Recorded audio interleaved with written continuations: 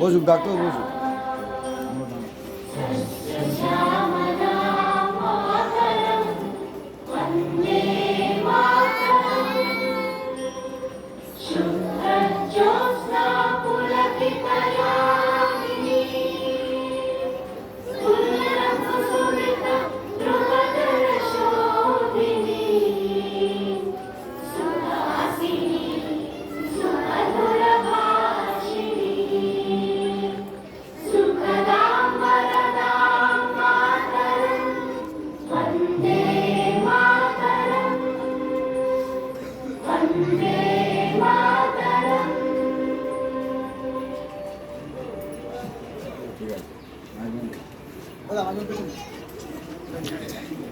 ঠিক আছে, এখন স্বাধীনতা দিবস একটা আমাদের কাছে অনেক বড় পাওনা।